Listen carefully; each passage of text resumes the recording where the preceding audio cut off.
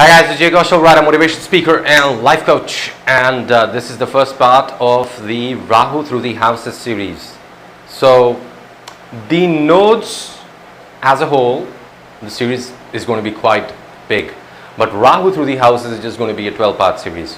Okay, and so in the previous video, if you haven't watched it, please watch it, even if you know a lot about the nodes, you think, because that will tell you about my perspective towards studying the nodes.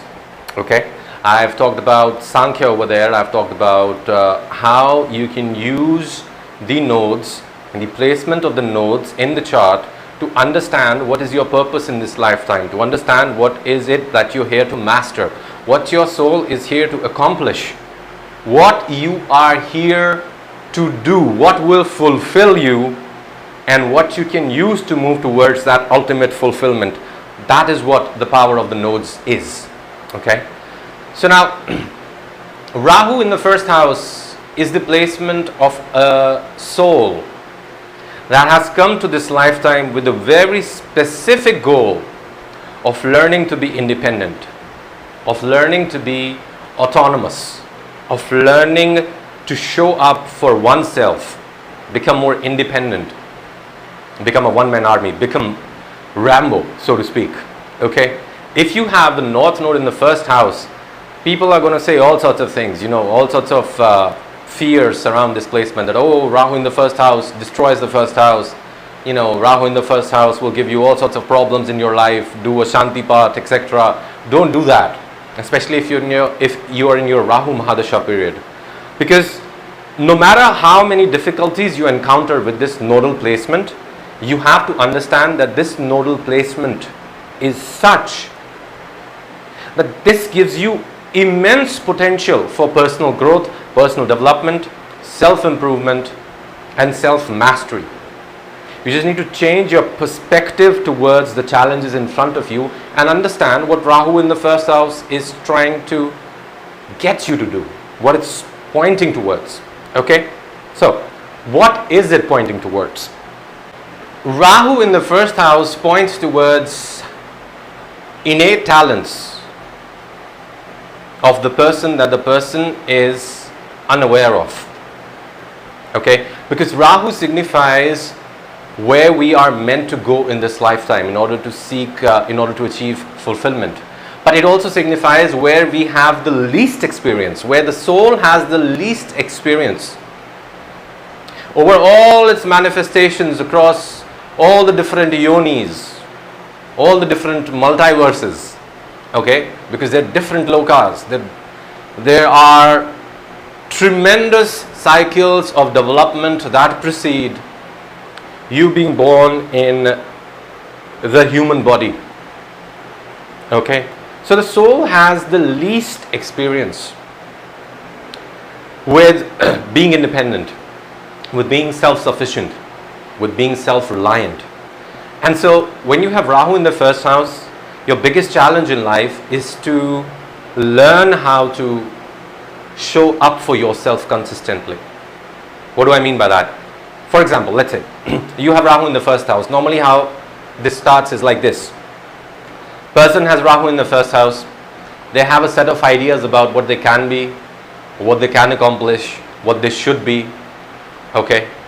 And then when they start working towards those ideas, when they start working to manifest those concepts that they have in their mind, they realize how reality works very differently from what they had in mind.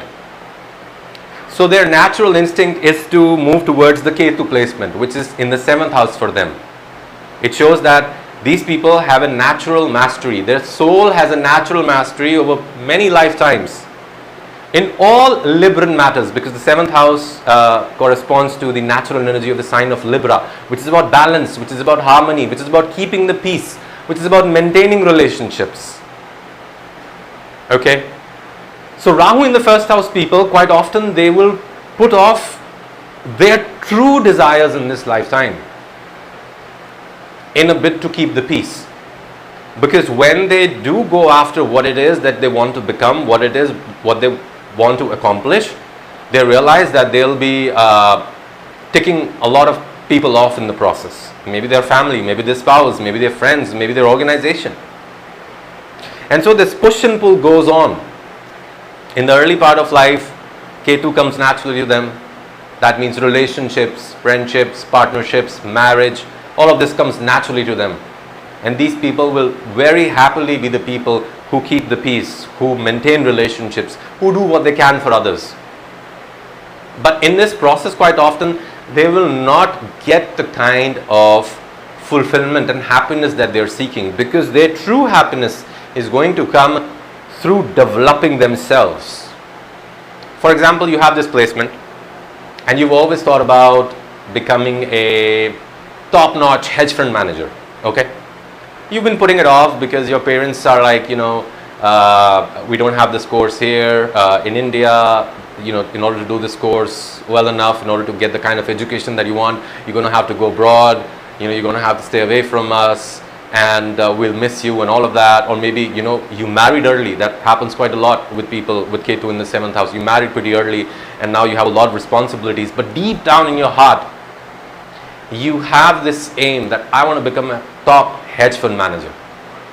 But you keep putting it off. Rahu mahadasha comes along, okay? And suddenly your relationships go sour. Suddenly there is a huge imbalance that creeps up in your relationships. There's a lack of harmony, there's a lack of satisfaction, there's separation that comes about.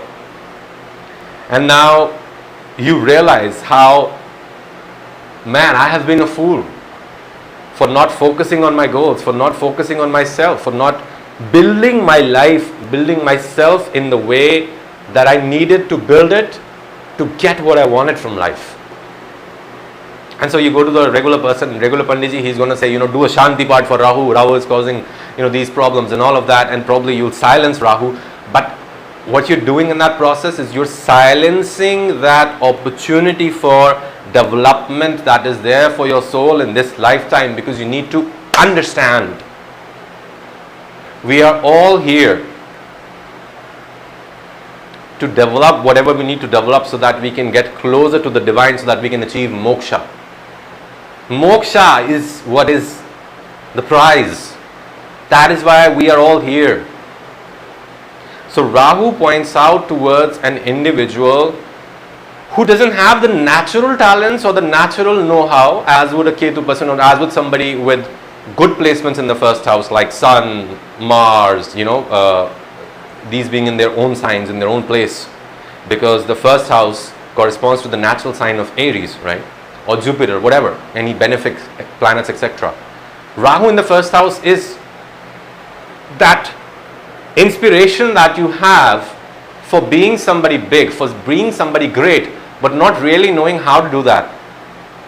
And so your challenge in this lifetime is to trust your instincts, is to trust your journey, is to trust your process, is to trust yourself, is to become more assertive about your goals, about your dreams, about your wishes, about your ideas about how you should live your life. Now, you may not have the natural skills for it. You may be unaware of a lot of your own talents and your own potential. But with Rahu, there is always innovation, because Rahu is the mind, Rahu is the head, Rahu is the pariah, Rahu is the unconventional energy that goes against the norm. Why? Because I want something, I do not know the widely accepted ways to get it, so I'm going to innovate. I'm going to come up with my own ideas about how I can be that person, how I can do what I need to do. And this placement can actually be a great placement for athletes, entrepreneurs, actors,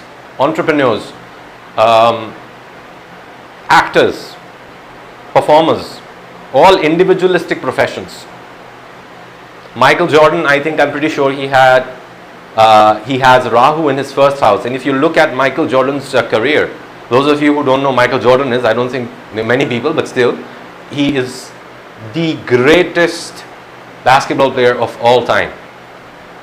Before Michael Jordan joined the Chicago Bulls, his franchise, his club, his team, they had 0 championships. After he came on board, they won 6 or 7. And after he left, I don't think they won any. He was that one man army. He was that one supreme, inspirational, dynamic force around which everybody rallied.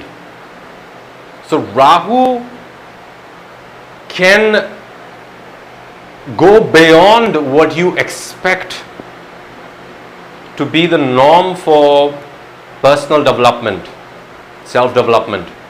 Rahu can go far past that. I think Oprah Winfrey also has Rahu in her first house. I'm not too sure. If you want to read more about Rahu in a structured way, with a different take, you can find the link to my article below in the description, where I talk about Rahu in the first house, and I also talk about the Mahavidya associated with it. We're going to talk about the Mahavidyas also at a later stage, so you can give that article a read for now. Now, Rahu in the first house can give you a lot of challenges. You see a lot of people with Rahu in the first house, either they'll be obsessed about their physique, their lifestyle, the way of doing things, or they'll be completely lax about it. They'll completely not focus on their health, completely not focus on their body. They'll completely ignore it. But one advice that I would give to anybody who has Rahu in the first house, whenever you see yourself slacking off on your self-care routines, that's when you're on the wrong path. If you want luck with Rahu, you need to understand the way Rahu functions is, this is where your soul has the least experience in this lifetime. But if you just show up, all you have to do is you have to show up wherever Rahu is in your chart. If you can just show up, there is magic there. Why? Because what you seek is seeking you. This is why you're here in this lifetime. This is why your soul manifested in this body, so that it could grow in the direction of Rahu and bring you closer to moksha, closer to liberation. Okay? Kal Bhairav Ashtakam can be very helpful for somebody who has Rahu in the first house. Kal Bhairav is a deity who represents all of the good traits of Rahu. The traits that we normally talk about associated with Rahu. Oh, you have Rahu mahadasha going on. Oh, you have Rahu in the first house. You probably drink a lot. Rahu can cause womanizing. Rahu can cause drug abuse. Rahu can cause gambling.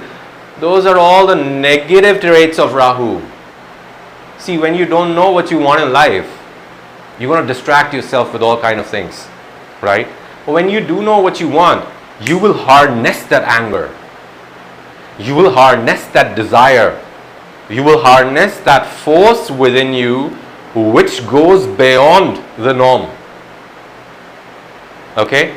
So Rahu in the first house, if this energy is working well for you, which it will, if you do the right kind of mantra sadhana, I would also recommend that if you are going through this period, or if you have Rahu in the first house, you definitely should pay a visit to the Chinnamasta temple. There's a Chinnamasta temple in Himachal I know of. I've been there, Chintapurni Devi. I think there's one in the south as well, so South India, so you can explore. But definitely go there, because there's a lot of healing to be had in that area. Chinnamasta temples, they're part of the 18 Shakti Peeths, which are 18 centers of divine feminine energy. Okay, so whenever you have Rahu in the first house, there are just three things that you need to focus on at all times. What do I need to focus on in my life? That's it. Take a stand, whatever it is. Number two, in terms of my body, in terms of my personality, honestly, what do I need to work on? And then go ahead with it. It will be scary, but you just need to show up. Hire a coach. Rahu area in your chart is just an area where you require help, where you require coaching. You want to do it, you don't know how. And point number three, when you have Rahu in the first house, you also need to be aware that you don't overdo that energy. You don't become selfish. You don't become greedy. You don't lose yourself in the maya, in the illusion. Whenever that's happening, you're either overdoing that energy, or the negative part of that energy is being expressed because you're not able to strike a balance.